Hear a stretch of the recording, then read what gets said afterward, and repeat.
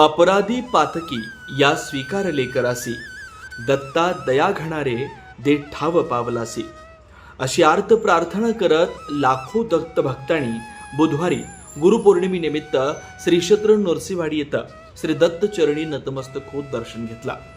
अधूनमधून सुरू असलेल्या पावसाची आणि मंदिरासमोरील पाण्याची पर्वा न करता भाविकांनी अखंड दत्त नामाच्या गजरात गुरुदर्शनाचा लाभ घेतला। दिवसभर मंदिर परिसर भक्तिमय वातावरणाने भारावून गेला।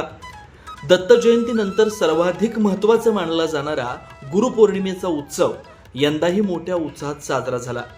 मंगळवार रात्रीपासून सुरू झालेल्या रिमझिम पावसात पहाटेपासूनच राज्यासह परराज्यातील भाविक पायी, दुचाकी, चारचाकी आणि खासगी वाहनांनी नरसीवाडीत दाखल होऊ लागले। कृष्णा नदीच्या पाणी पातळीत रात्री 2 फूट वाढ झाल्यानं मंदिरासमोर सुमारे 1 फूट पाणी साचलं होतं। तरीही भाविकांनी पाण्यातूनच दर्शन रांगेत उभं राहत श्री दत्तांचं दर्शन घेतलं। दर्शनासाठी मंदिर समितीनं दोरखंड बॅरिगेडची व्यवस्था केलेली होती।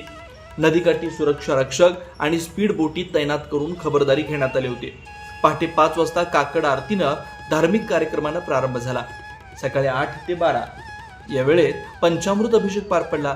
त्यानंतर 12:30 वाजता श्रीचरणी षोडोपचार महापूजा करण्यात आली।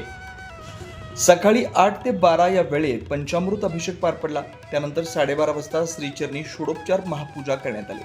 दुपारी 3 वाजता पवमान पठण झालं। दिवसभर दर्शनासाठी मोठ्या रांगा लागल्या होत्या। दर्शनानंतर अनेक भाविकांनी मोफत महाप्रसादाचा लाभ घेतला।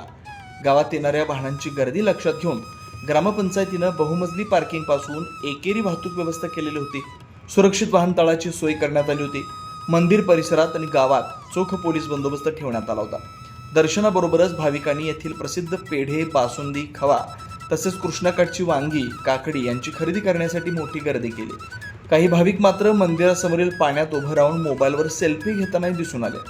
चातुर्मासाला प्रारंभ झाल्यामुळे रात्री पालखी सोहळ्याऐवजी पारंपरिक इंदुकोटी सोहळा पार पडला।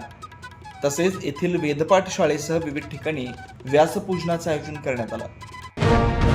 अशाच ताज्या अपडेटसाठी महासत्ता न्यूजला सबस्क्राईब करा।